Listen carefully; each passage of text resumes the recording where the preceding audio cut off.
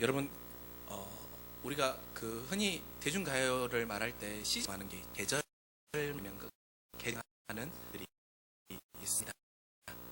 좀 시기가 지지만 우리가 이미 시작되고 이제 반발하면 는 시즌 있지요. 복고된 그 시즌. 지금의 위기가 또 코로나 때문에 많이 움츠려서 자제하고 있. 우리가 이렇게 좋은 날이었습니까? 나가고 또 데이트도 가족과 즐기죠. 그러다 우리의 기회 이 정도 5월 정도 되면 있어.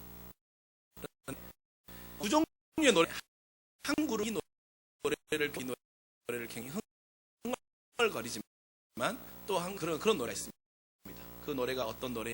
흐리는 꽃들 내 샴푸에 껴진 거예요. 이런 노래가 한 그룹은 노래를 되게 설하고 즐거워서 흥얼거리면서 따라 부릅니다. 근데 또 그룹이 있는데 이 노래에 즐거워 이 노래처럼 대기를 하죠. 어떤 노래 봄이 그렇게 좋냐? 에라 그룹이 있지. 아마 사람들이 있어. 두 번째 노는 분들이 있을 것입니다. 여러분, 사랑하는 사이들, 친구 사이들 어떤 항상 관계가 좋을 수만 없는 것이죠. 관계는 말씀드렸던 것처럼 이렇게 뭐 가사와 못먹는 가사들을 기도하는 밤 관계가 안 좋아지거나 또 지거나 내 안에 질심이 생기면 어떻습니까? 몽땅 좋겠죠. 그렇게 좋은 상관없습니다. 쳐다보지 마세요. 여러분, 갈등 어느 상황 가운데 우리가 오늘 어떤 베드로 어떻습니까? 내 말씀이 로마 시대의 말씀이지. 로마 시대 어느 왕이냐면 네로 왕의 시대였던 거예요. 전까지만 하더라도 로마가 대한 정책은 회유였었습니다. 정책이었어요. 그런데 네로 시대에서 어떻게 바뀝니까? 억압하고 하면서 백성의 어려운 고난의 시기가 던 것입니다. 그런 환난을 겪는 성도들 위로가 쓴 편지가 말씀이지. 여러분, 어느 신체적인 신비한 시기라면 성과 실현의 모든 시기입니다. 그런데 어려움이 생기고 있었습니까? 사람과 사람 사이의 관계, 특별히 사람과 사이의 관계, 부부 사이든지 연인 사이의 관계, 이웃의 관계든지 짱 사이의 그런데 큰 게 생기면 어떻습니까? 갈등을 초래하기도 하고 그 갈등이 결국에는 파괴되고 그 관계 일들이 많아. 특별히 경제 어려움이 닥쳐 아니면 관계 안에 내가 그 사람에게 맞을 수 없는 깊은 상처를 받으려는 일들이. 그래서 오늘 말씀을 해서 내가 사람들과의 관계 속에서 많이 살아갈 수 있는 방법, 살아가는 관계 안에 생기기도 하는데 그 아바 갈등인데 상대를 더 많이 사랑할 수 오늘 말씀과 함께 적용합니다. 여러분, 베드로는 어떻습니까? 오늘 베드로 3장의 말씀을 전하는데 앞에 1절에서 7절 후에 대한 이야기를 하고 있습니다. 바로 남 이야기를 전합니다. 그리고 8절을 시작하면서 끝으로 마지막으로라고 시작하고 있습니다. 베드로전서가 5장에서 끝나죠. 마지막으로 지금 쓰이냐면 이건 다 수사적 표현이에요. 마지막으로라고 말하는 건 뭐냐면 이제 본격적으로 내가 너희에게 신 메시지 여기서부터 시작된다면 그 관용적인 것입니다. 베드로는 이 중요한 이야기를 또 아내에 대한 이야기를 해요. 말합니까? 순종할 것과 속사람을 단정하라고 말합니다. 그리고 남편들에게는 뭐라고 말합니까? 자기보다 아내가 약한 그릇임을 이해하고 은혜를 함께 받을 사람으로 존중하여 주라고 말하고 있습니다. 남편에게 순종하고 속사람을 단정할 것이며 약한 그릇임을 이해하고 함께 은혜 받을 사람으로 존중해 주라는 거예요. 여러분, 서로 다른 아내와 남편에 대한 교훈을 전하고 있지만 이 교훈 안에 통하고 있는 한 가지의 주제가 있는데요. 그것은 무엇이냐면 바로 상대를 향한 우리의 마음의 태도를 베드로는 말하고 있는 것입니다. 너가 상대를 바라볼 때, 너가 아내를 대할 때, 너가 남편을 대할 때 어떠한 태도로 대해야 되는지에 대한 상대에 대한 태도를 베드로는 말하고 있는 것이죠. 여러분, 우리가 갈등이 생기면 상대를 향한 태도 중에 가장 어리석은 태도 중에 하나가 무엇입니까? 바로 그것 중에 하나는 원인에만 머물러 있는 것입니다. 우리 안에서 갈등이 발생하거나 우리 안에 어려운 상황이 터졌을 때 항상 원인에만 머물러 있는 사람들이 있어요. 원인에만 계속 머무르게 되면 어떻게 합니까? 그 갈등을 일으킨 상대, 우리의 가정에 어려움을 일으키게 했던 그 대상에 대해서 정죄하거나 그 사람을 판단하고 그 사람을 계속해서 공격하게 됩니다. 성경에도 대표적인 모습이 나오지요. 바리새인들이 예수님에게 묻는 것입니다. 저 사람은 태어날 때부터 저 사람이 장애를 가지고 있는데 이것이 그 사람의 죄입니까? 그 부모의 죄입니까? 라고 묻고 있지 않습니까? 아무런 해결책이 없는 질문을 하고 있는 거예요. 그래서 베드로는 우리의 삶 가운데 사람과의 관계나 아니면 가정 안에 어려움의 문제가 일어났을 때 원인만 계속해서 찾아서 그 사람을 정죄하거나 그 사람을 미워하거나 그 사람을 판단하여서 그 사람을 움츠려들게 하는 우리의 마음의 태도 안에 이 교훈을 하고 있는데 무엇이냐면 첫 번째로 마음을 같이 하라는 것입니다. 마음을 같이 하라. 내가 지금 벌어진 상황 안에 자꾸 원인만을 따져서 상대를 정죄하는 일에 몰두하지 말고 그 상황에 놓인 상대의 마음에 들어가서 그 마음을 같이 하라는 것입니다. 그 상황 가운데 어려워하고 그 상황 가운데 전전긍긍하고 더 좋은 관계로 다시 회복하고 싶어하는 그 상대의 마음에 들어가라는 거예요. 그래서 마음을 같이 하라는 것입니다. 여러분, 그렇게 마음을 같이 하게 되면 형제를 사랑하게 되고 불쌍히 여길 수 있다라고 베드로는 말하고 있으면서 또한 그 마음이 커지면 동정하게 된다라고 하고 있습니다. 8절의 말씀이죠.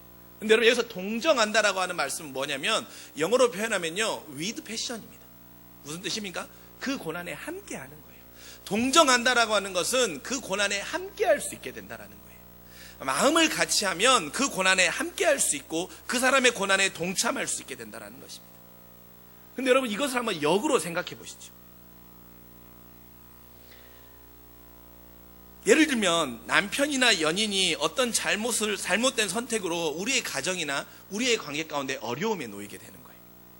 우리의 가정이 경제적인 어려움에 놓이든지, 아니면 우리 두 부부 사이의 관계의 어려움에 놓이게 되든지, 아니면 연인 사이에 분명한 미래를 보여주지 못하는 모습 때문에 실망함으로 인해서 그 관계 가운데 어려움이 생길 수 있습니다.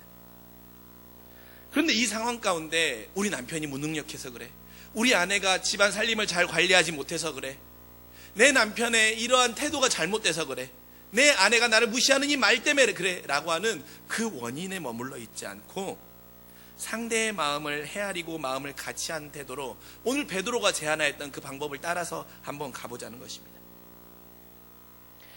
여러분, 성령이 감동하여서 우리의 마음을 움직이면 어떻게 됩니까?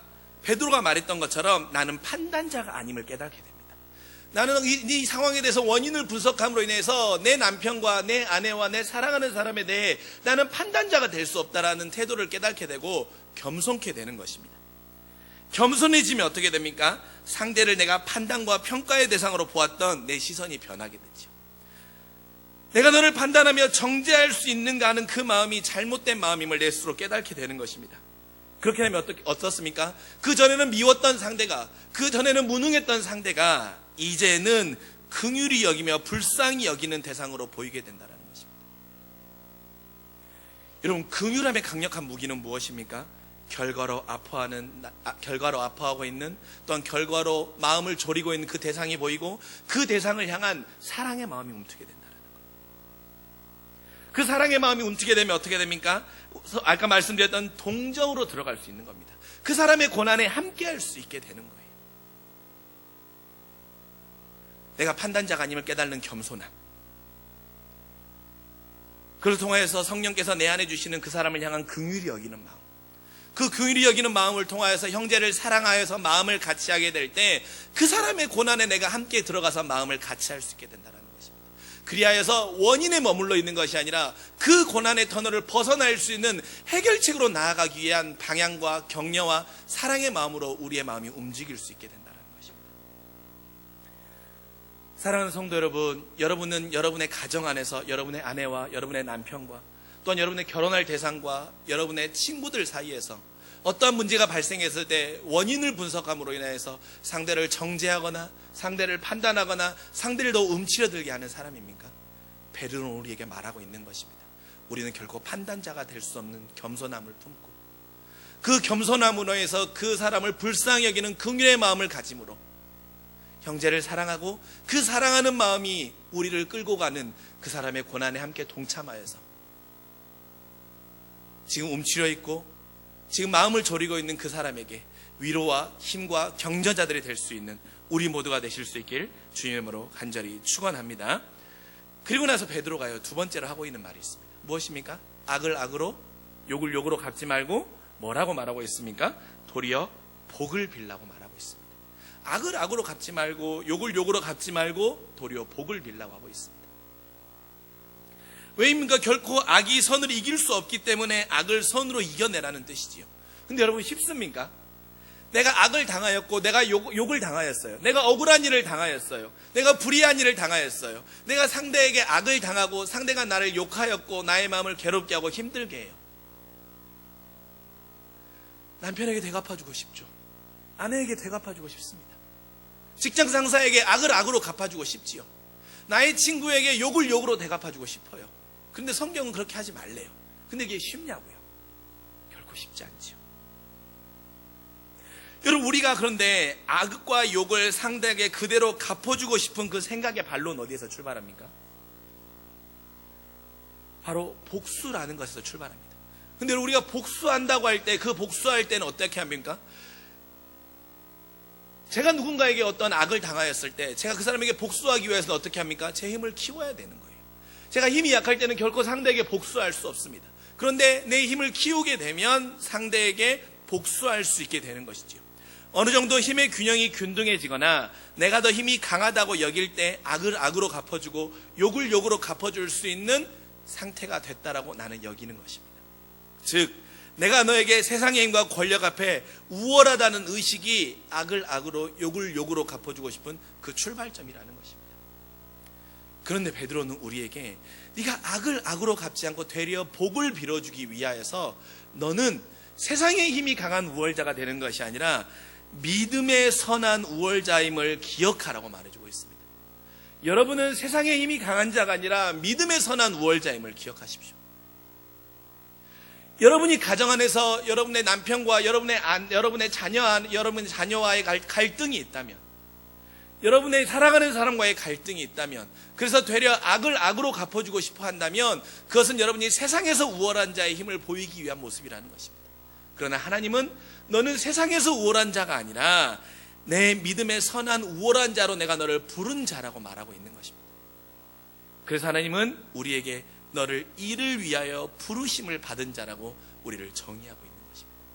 여러분은 이를 위하여 부르심을 받은 자인 것입니다.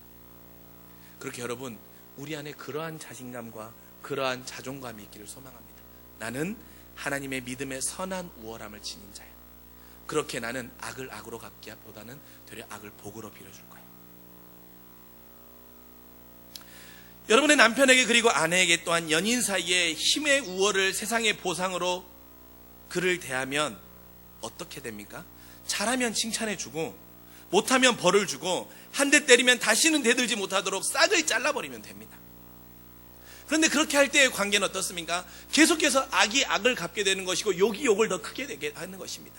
그렇게 되면 결국에 관계는 파괴돼 버리는 것이죠. 갈등은 더욱더 고조되는 것입니다. 사단이 원하는 모습이 되는 것입니다. 하나님은 그것을 원치 않았기 때문에 이를 위하여 부르심을 받은 너희들은 믿음의 우월한 자임을 깨닫고 너보다 믿음이 연약한 자임을 그 사람으로 대하라는 것입니다. 그래서 믿음의 우월한 자로서 복을 빌어주라고 하는 것입니다. 그렇게 소망하기는 우리가 이를 위하여 부르심을 받은 자임을 기억하시고 악을 악으로 갚기보다는 내 안에 악을 악으로 갚고 싶은 그 마음에 요동칠 때마다 나는 믿음의 우월함으로 부르심을 받은 자임을 기억하기를 소망합니다. 내가 그 사람과 똑같지 않냐고 나는 너보다 믿음의 우월함을 부르심을 받은 자이기에 너는 나에게 악을 행하였을지 모르지만 나는 이 일을 위하여 부르심을 받은 하나님의 자녀이기에 너에게 되려 복을 빌어줄 거야. 너에게 복을 대할 거야. 그러므로 악을 선으로 이겨낼 수 있는 귀하고 복된 주의 자녀들이 될 수 있기를 간절히 축원합니다. 또한 여러분, 우리가 도리어 복을 빌어줘야 되는 것 중에 두 번째 이유는 뭐냐면 인정이 필요하기 때문에 인정. 여러분, 되갚아주고 싶은 마음은 상대성에서 출발하죠. 상대성에서. 저 사람이 나보다 약해라고 하는 상대적인 마음입니다. 그러나 오늘 말씀 18절에 베드로는 우리가 어떤 사람인지 알게 합니다. 그리스도께서 단번에 죄를 위하여 죽으사 의인으로 불의한 자를 대신하셨다고 고백합니다. 그리스도께서 단번에 죄를 위하여 죽으사 의인으로서 불의한 자를 대신하셨다고 말씀하시는 것입니다. 즉 누구입니까? 우리는 불의한 자인 것입니다. 불의한 자. 우리가 불의한 자임을 인정할 때 우리는 되려 악을 악으로 갚을 수 없게 되는 것입니다. 상대성을 말씀드렸잖아요. 내가 저 사람보다 내가 저 사람보다 낫기 때문에 나는 저 사람에게 악을 악으로 갚아주고 싶은 거예요. 그 악한 마음 때문에. 그러나 하나님은 우리에게 이렇게 말하는 것입니다. 너는 불의한 자였고 내가 너를 위하여 대신에 십자가에 죽어줬기 때문에 너보다 더 큰 죄인이 없다라는 거죠. 저보다 더 큰 죄인이 없고 내 남편이 너보다 더 큰 죄인인 것 같지만 사실은 내가 너의 남편보다 더 큰 죄인인 것이며 내 아내가 더 큰 죄인인 것 같지만 사실은 내가 더 죄인이라고. 하나님은 우리의 그것을 인정하라고 말씀하시는 것입니다. 우리가 그것을 인정하면 어떻게 됩니까? 결코 악을 악으로 빌 수 없는 것이죠. 그리스도의 사랑으로 내가 온전히 죄사함을 받아 하나님의 자녀로 우리의 신분이 변화되는 갚을 수 없는 큰 은혜를 우리가 경험하였는데 그 은혜에 빚진 자가 어떻게 세상의 사람과의 관계와 갈등 안에서 부딪히는 그 마음의 어려움 때문에 악을 악으로 갚아주고 욕을 욕으로 갚을 수 있다는 것입니까? 내 안에 그 인정하는 태도가 분명하여질 때 우리는 악을 악으로 갚기보다는 되려 그 상황을 어렵게 만들고 나에게 악을 행하였던 나의 남편과 나의 아내와 나의 직장 상사에게 되려 그 사람도 그리스도의 사랑을 알기를 원하는 마음으로 복을 빌어줘야 되는 것이고 더 큰 선과 더 큰 사랑을 부어야 되는 것입니다. 사랑하는 성도 여러분, 이를 위하여 부르심을 받은 믿음의 선한 우월한 자라고 주님이 정의하신 여러분, 죄인이었던 나를 그리스도께서 온전히 구원해 주셨습니다. 그리고 그 사랑을 우리가 경험하였기에, 그리고 나보다 더 큰 죄인이 없기에, 나보다 더한 죄인은 없고 이 세상에 가장 큰 죄인이 누구냐라고 정의하면 바로 나입니다라고 내가 겸손히 고백할 수 있다면 우리는 결코 악을 악으로 갚기보다는 상대도 그 은혜를 경험하기를 원하는 마음으로 되려 악을 악으로 갚아주기보다는 복을 빌어줘야 하는 것입니다. 우리 안에 그러한 태도로 인하여서, 그러한 믿음의 모습으로 인하여서 주님의 그 부르심을 받은 자로서의 그 사명을 감당할 수 있는 우리 모두가 되시길 주님의 이름으로 간절히 축원합니다. 여러분, 마지막으로 베드로가 어려움과 갈등 앞에서 미움과 원망이 아닌 더 많이 사랑할 수 있는 개인적인 측면을 여러분들과 함께 나누었다고 하면 이제 마지막으로 서로를 위해 필요한 믿음의 태도를 나누며 오늘 말씀을 마무리하고자 합니다. 여러분, 베드로는요 12절에 좋은 날을 보기 원하는 자의 태도를 말하고 있습니다.